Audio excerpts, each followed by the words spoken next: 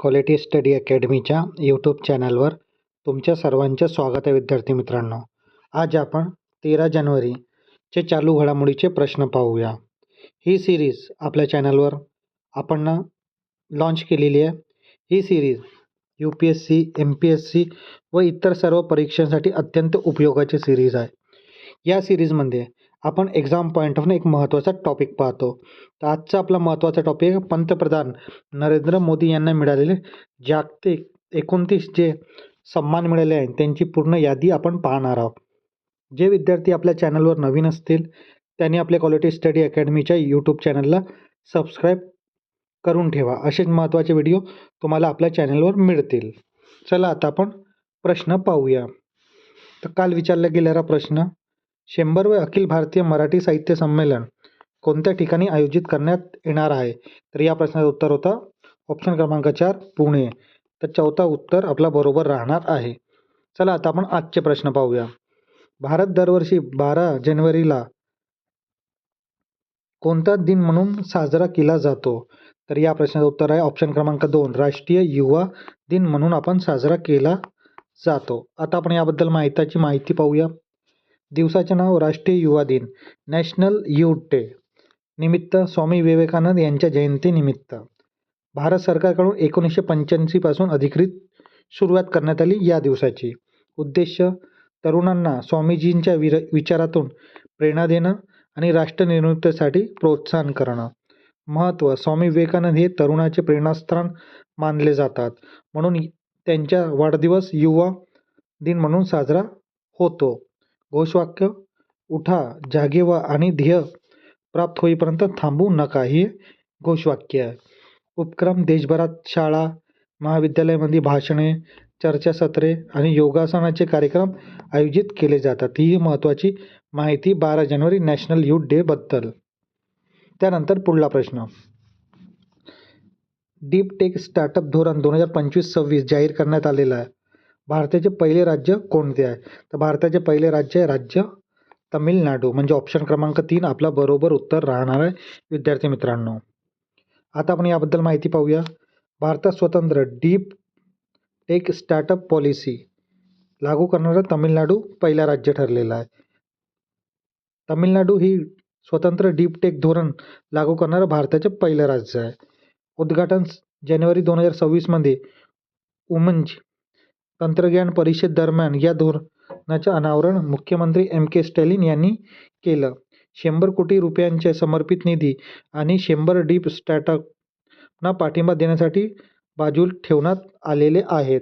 मुख्य उद्दिष्ट, प्रयोगशाळांमध्ये वैज्ञानिक संशोधनाला व्यावसायिक उत्पादनामध्ये रूपांतरण करणे आणि राज्यातील डीप टेक क्षेत्राचे जागतिक केंद्र म्हणून प्रस्थापित करणे. केंद्रीय क्षेत्र, कृत्रिम बुद्धिमत्ता, रोबोटिक्स, बायोटेक्नॉलॉजी, सेमीकंडक्टर आणि स्पेस टेक यासारखे तंत्रज्ञान क्षेत्रावर या धोरणावर भर देणार आहे. तर ही महत्त्वाची माहिती डीप स्टार्टअप पॉलिसीबद्दल. त्यानंतर पुढला प्रश्न विद्यार्थी मित्रांनो, स्वदेशी बनावटच्या LRASM हे हायपरसोनिक ग्लाड क्षेपणास्त्र कोणी विकसित केलेलं आहे? तर ही DRDOने विकसित केलेलं आहे. म्हणजे ऑप्शन क्रमांक 3 आपला बरोबर उत्तर राहणार आहे. त्यानंतर पुढला प्रश्न, वाघांच्या अधिवासात संरक्षण व निरीक्षण करण्यासाठी NTA म्हणजे नॅशनल टायगर कन्झर्वेटिव्ह अथॉरिटीने कोणते ॲप सुरू केलेले आहे? तर त्या ॲपचं नाव आहे M-STRIPS नावाची हे ॲप आहे. म्हणजे ऑप्शन क्रमांक 2 आपला बरोबर उत्तर राहणार आहे. आता आपण याबद्दल माहिती पाहूया. अखिल भारतीय व्याघ्रगणना 2026ची पहिल्या टप्प्याची जनगणना सुरू झालेली आहे. व्याघ्र जनगणना पहिल्या टप्प्यात 5 ते 6 जानेवारी 2026 दरम्यान सुरू झाली आहे. या टप्प्यात प्रामुख्याने लाईन ट्रान्झिट या पद्धतीचा वापर केला जातो, ज्यामध्ये वन कर्मचारी जंगलात चालत जाऊन वाघाचे खुणा शोधतात. नोंदणी, वाघाचे पाऊलचे ठसे, पुल मार्क्स, विष्ठा, स्कॅट्स, झाडावरील नखाची खुणा आणि वाघाने केलेले शिकारींची नोंदी केली जातात. तंत्रज्ञान, या सर्व नोंदी प्रत्यक्ष कागदावर न करता M-STRIP म्हणजे monitoring system for tiger intensive protection and ecology status. तुम्ही याचा फुल फॉर्म पण लक्षात ठेवा विद्यार्थी मित्रांनो. हे एक्झाम पॉईंटला हा फुल फॉर्म खूप महत्त्वाचा आहे. आणखी एकदा सांगून देतोय मी, monitoring system for tiger intensive protection and ecological status या मोबाईल ॲपमध्ये डिजिटल पद्धतीने भरला जातो. तर ही महत्त्वाची माहिती अखिल भारतीय व्याघ्र गणना आणि ॲपबद्दल. त्यानंतर पुढला प्रश्न, जागतिक आर्थिक परिस्थिती आणि संभाव्यता 2026 WESP हा अहवाल कोणत्या संस्थेने प्रसिद्ध केला? तर युनायटेड नेशनची संस्था UNDSA यानं हा अहवाल प्रसिद्ध केला आहे. आता आपण याच्याबद्दल महत्त्वाची माहिती पाहूया. संयुक्त राष्ट्राच्या आर्थिक आणि सामाजिक व्यवहार विभागाने UNDSA ने जानेवारी 2026 मध्ये world economic situation and prospective म्हणजे WESP 2026चा अहवाल सादर केला. भारताच्या बद्दल काय सांगण्यात गेले? भारताचे विकास दर 2026 मध्ये भारताच्या GDPच्या वाढी दरच्या 6.6% राहण्याचा अंदाज आहे. सर्वात वेगवान अर्थव्यवस्था भारत जगातील सर्वात वेगवान वाढणारी प्रमुख अर्थव्यवस्था म्हणून आपलं स्थान कायम राखलेलं आहे. जागतिक वाढ 2026 मध्ये संपूर्ण जगाचा आर्थिक विकास दर 2.6% मंदावण्याची शक्यता आहे. विकासाचे कारण, भारतातील मजबूत देशांतर्गत मागणी, वाढता उपभोग आणि पायाभूत सुविधांवरील सरकारची गुंतवणूक हे विकासाचे मुख्य चालक आहेत. पुढला अंदाज 2027 मध्ये भारताचे आर्थिक विकास दर पुन्हा सुधारून 6.7 पर्यंत पोहोचण्याची शक्यता आहे. जागतिक आव्हाने, भूराजकीय तणाव, हवामान बदलाचे संकट आणि अनेक देशांवरील कर्जाचा वाढता बोज या जागतिक अर्थव्यवस्था पुढील मोठे आव्हान आहे. तर ही महत्त्वाच्या सामाजिक व्यवहार विभागाने UNDESA ने जानेवारी 2026 मध्ये world economic situation and prospective अहवाल सादर केलेला आहे. त्यानंतर पुढला प्रश्न विद्यार्थी मित्रांनो, भारतातील पहिली जैवविविधता आनंद जिल्हा बायो हॅपी डिस्ट्रिक्ट कुठे विकसित केलं जात आहे? तर ते अरुणाचल प्रदेशमध्ये विकसित केलं जात आहे. म्हणजे ऑप्शन क्रमांक 2 आपला बरोबर उत्तर राहणार आहे. आता याबद्दल आपण महत्त्वाची माहिती पाहूया. अरुणाचल प्रदेशमधले केई पनियार हा जिल्हा भारताचा पहिला बायो हॅपी जिल्हा म्हणून घोषित करण्यात आलेला आहे. तर हा महत्त्वाचा जिल्ह्याबद्दल पण महत्त्वाची गोष्ट तुम्ही लक्षात ठेवा. जिल्ह्याचं नाव काय? कई पेनियार जिल्हा.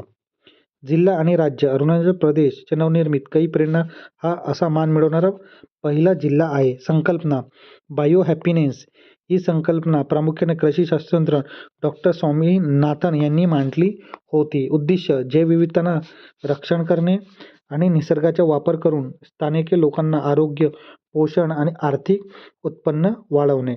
सहयोग, हा प्रकल्प MS Swaminathan research foundation MSSRF आणि जिल्हा प्रशासनाच्या संयुक्त प्रयत्नातून राबवला जात आहे. वैशिष्ट्य, केवळ GDP वाढवण्यापेक्षा लोकांचे सुख, हॅपीनेस आणि पर्यावरणाचे संतुलन राखण्यावर इथे अधिक भर दिला जातो. उपक्रम, स्थानिक संस्थांचे जतन करून शाश्वत शेती आणि पर्यावरणपूरक रोजगाराची संधी निर्माण केली जात आहे. तर ही महत्त्वाची माहिती आपला अरुणाचल प्रदेशमधली केई पनियार भारताचा पहिला बायो हॅपी जिल्ह्याबद्दल. त्यानंतर पुढला प्रश्न विद्यार्थी मित्रांनो, आशावान ही कर्करोग तपासणी मोबाईल युनिट सेवा सुरू करणारा राज्य कोणता आहे? तर तो राज्य आहे ऑप्शन क्रमांक 3 गुजरात राज्य. म्हणजे ऑप्शन क्रमांक 3 आपला बरोबर उत्तर राहणार आहे विद्यार्थी मित्रांनो. त्यानंतर पुढला प्रश्न, अणुऊर्जा नियामक मंडळ AERB चे नवीन अध्यक्ष म्हणून कोणाची नियुक्ती करण्यात आलेली आहे? तर नवीन अध्यक्ष अणुऊर्जा नियामक मंडळाचे AK बालसुब्रमण्यम आहेत. म्हणजे ऑप्शन क्रमांक 2 आपलं बरोबर उत्तर राहणार आहे विद्यार्थी मित्रांनो. आता आपण भारतीय अणुऊर्जा नियामक मंडळाबद्दल माहिती पाहूया. स्थापना केव्हा झालेली आहे? 15 नोव्हेंबर 1983 या वर्षी. मुख्यालय नियामक भवन मुंबई इथे आहे. अध्यक्ष आपण आता बघितले AK बालसुब्रमण्यम. कार्यभार स्वीकारण्याची तारीख 1 जानेवारी 2026. मुख्य उद्देश, अणुऊर्जाचा वापर करताना नागरिक आणि पर्यावरण सुरक्षेची खात्री करणं. प्रमुख जबाबदाऱ्या, अणुभट्ट्या, रुग्णालयात क्षयकिरण म्हणजे X-रे यंत्रे, किरणोत्सर्गी उपकरणांसाठी सुरक्षा मानके निश्चित करणं व परवाने देणे. कायदेशीर अधिकार, हे मंडळ अणुऊर्जा कायदा 1962 अंतर्गत आपले नियामक कार्य पार पाडते. तपासणी, प्रकल्पाचे नियम सुरक्षा तपासणी करणे आणि नियम मोडल्यास कारवाई करण्याचा अधिकार ह्या मंडळाला आहे. तर ही भारतातील ऊर्जा नियामक मंडळाबद्दल माहिती. त्यानंतर पुढला प्रश्न, अलीकडे सुरू करण्यात आलेला शाईन योजना ही कोणत्या संस्थेचा उपक्रम आहे? तर ही महत्त्वाची योजना आहे. ही कोणाचा उपक्रम आहे? तर भारतीय मानक ब्युरो, आपण त्याला ब्युरो ऑफ स्टँडर्ड असं ओळखतो. तर ऑप्शन क्रमांक 4 आपला बरोबर उत्तर राहणार आहे विद्यार्थी मित्रांनो. आता आपण या योजनाबद्दल माहिती पाहूया. शाईन योजना BAS मतलब ब्युरो ऑफ स्टँडर्डद्वारा महिला सक्षमीकरणासाठी सुरू केलेली आहे. पूर्ण नाव standard help inform and natural empowerment woman म्हणजे शाईन. भारतीय मानक ब्युरो BIS द्वारा संचालित. जानेवारी 2026 मध्ये 79वे BIS स्थापना निमित्त घोषणा. मुख्य उद्दिष्ट महिलांना गुणवत्ता मानके आणि सुरक्षा नियमाबद्दल शिक्षित आणि जागरूक करणं. कार्यपद्धती महिला स्वयंसहायता गट SHG आणि ग्रामपंचायतले माध्यम प्रशिक्षण देणे. फायदा, महिलांना उत्पादनाची गुणवत्ता ओळखण्यास सक्षम करून त्यांचे ग्राहक संरक्षण आणि सक्षमीकरण करणे. व्याप्ती, देशभरातील ग्रामीण आणि शहरी भागातील महिलांपर्यंत मानकाचा प्रसार करणे. ही महत्त्वाची माहिती शाईन योजनाबद्दल. तर ही एक्झाम पॉईंटवरून खूप महत्त्वाची एक्झाम आहे विद्यार्थी मित्रांनो. त्यानंतर पुढला प्रश्न, उत्तराखंड उच्च न्यायालयाचे मुख्य न्यायाधीश पदी कोणाची नियुक्ती करण्यात आलेली आहे? तर ऑप्शन क्रमांक 1 न्यायाधीश मनोज कुमार गुप्ता यांची नियुक्ती करण्यात आलेली आहे. हा आपला बरोबर उत्तर राहणार आहे विद्यार्थी मित्रांनो. आता विद्यार्थी मित्रांनो, आपण एक्झाम पॉईंट ऑफ एक महत्त्वाचा टॉपिक पाहतो. तर आजचा आपला अत्यंत महत्त्वाचा टॉपिक आहे पंतप्रधान नरेंद्र मोदी यांना मिळालेले 29 जागतिक सन्मान. तर ही महत्त्वाची यादी आहे. तुम्हाला लक्षात ठेवा विद्यार्थी मित्रांनो, तुम्हाला येणाऱ्या एक्झाममध्ये याबद्दल प्रश्न हमखासच असेल. चला आता आपण यादी पाहूया. ओमानच्या the first class of the order of Oman हा सन्मान त्यांना ओमान देशामधून मिळालेला आहे. इथिओपियाच्या the great honour Nishan of Ethiopia. नामिबियाचा the order of the most ancient Welwitschia mirabilis हा नामिबियाचा सन्मान आहे. Brazil grand collar of the nation order of the southern cross हा त्यांना ब्राझीलचा सन्मान मिळालेला आहे. त्यानंतर त्रिनिदाद आणि टोबॅगोचा the order of the republic of the Trinidad and Tobago. घानाचा the officer of the order of the star of घाना.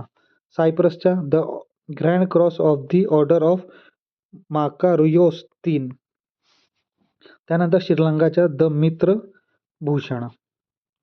त्यानंतर मॉरिशसचा the grand commander of the order of the star and the of the Indian ocean. त्यानंतर कुवेतच्या the order of the Mubarak al Kabir. गियानाच्या the order of the excellence. बार्बाडोसच्या the order of the freedom. नायजेरियाच्या great commander of the order. डोमिनिकाचा Dominica award of the honour. Russia the order of the saint Andrew apostle. ग्रीसच्या the grand cross of the order of honour. त्यानंतर फ्रान्सच्या grand cross of the legion. त्यानंतर पाहूया आपण विद्यार्थी मित्रांनो, Egypt order of the Nile. Palau प्रजासत्ताकाचा इक्बाल पुरस्कार. पापुआ न्यू गिनीच्या द ऑर्डर ऑफ लोगाहू. फिजीचा champion of the order of Fiji. भूतानचा ऑर्डर ऑफ द डुगलापो. अमेरिकेच्या लिजन ऑफ द मॅरिट. बहरीनच्या king Hamad order of the renaissance. मालदीवचा order of the distinguished rule of the Nishan Izzuddeen हा मालदीवचा आहे. संयुक्त अरब अमिरातचा ऑर्डर ऑफ द झयद पुरस्कार. पॅलेस्टाईनच्या great collar of the state of Palestine award. अफगाणिस्तानच्या the state of Ghazi Amir Amanullah Khan हा अफगाणिस्तानचा आहे. त्यानंतर सौदी अरेबियाचा कोणता पुरस्कार आहे? Order of the king Abdul Aziz हा सौदी अरेबियाचा. तर ही खूप महत्त्वाचे पुरस्कार आहे. एक्झाम पॉईंट ऑफ ही महत्त्वाची लिस्ट आहे विद्यार्थी मित्रांनो. तुम्ही 1-2 वेळा वाचाल तर तुम्हाला एक्झाममध्ये नक्कीच हे आठवेलच. तर ही लिस्ट तुम्ही लक्षात ठेवा विद्यार्थी मित्रांनो. आता विद्यार्थी मित्रांनो, आपण आपल्या क्वालिटी स्टडी अकॅडमीच्या यूट्यूब चॅनलवर जे सिरीज लॉन्च केली आहे चालू घडामोडीच्या प्रश्न सिरीज, इथे आपण क्वेश्चन ऑफ द डे तुमच्यासाठी हा प्रश्न विचारतो. ज्या विद्यार्थ्यांना आपली सीरीज जे कंटिन्यू फॉलो करत आहेत त्यांना हा उत्तर हमखास येईल. पण ज्या विद्यार्थ्यांना प्रश्नाचं उत्तर येत नाही त्यांनी पण ट्राय करावा आणि कमेंट बॉक्समध्ये याचं उत्तर नक्की सांगावं. चुकला तरी काही हरकत नाही. आपण उद्याला येणाऱ्या व्हिडिओमध्ये आपण याचं उत्तर हमखासच पाहणार आहोत. तर चला आपण आजचा प्रश्न पाहूया.